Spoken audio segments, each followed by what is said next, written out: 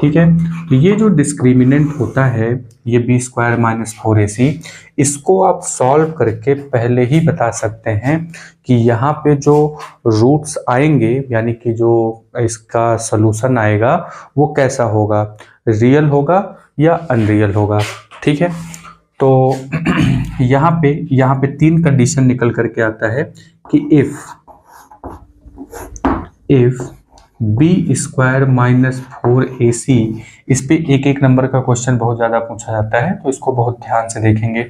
B square minus 4ac is less than 0, अगर 0 से छोटा है तो यहाँ पे जो रूट आएगा यानी कि जो x की वैल्यू आएगी, दो वैल्यूज आएंगी, वो कैसी होंगी, 0 से भी छोटा है तो क्या वैल्यू लेकर के आता है, तो इसका आंसर हो जाएगा no real roots, no real roots. ठीक है। तो इसके कोई रूट नहीं बनेंगे। नेक्स्ट नंबर पे एक और लेकर के आते हैं, if B square minus 4ac is equal to 0, अगर यहाँ पे बी स्क्वायर माइनस 4ac 0 हो जा रहा है, आप खुद ही देखिए यहाँ पे अगर 0 हो गया तो एक बार यही चीज प्लस में, एक बार यही चीज माइनस में, यानी कि 2 इक्वल रियल रूट्स आते हैं, 2 इक्वल रियल रूट्स।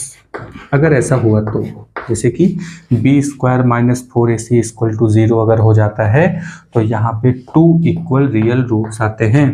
तीसरे नंबर पे एक कंडीशन और बनता है कि if B square minus 4ac, अगर ये 0 से ज़्यादा है, 0 से बड़ा है, तो यहाँ पे 2 डिफरेंट रूट तो आएंगे ही लेकिन अलग अलग रूट आएंगे, तो क्या निकल के आता है, 2 डिफरेंट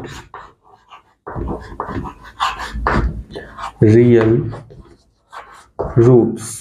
तो रूट्स तो रियल ही होंगे, लेकिन यहाँ पे तीसरे कंडीशन में अगर बी स्क्वायर माइनस 4ac यानी कि डिस्क्रिमिनेंट अगर 0 से ज़्यादा है तो जो रियल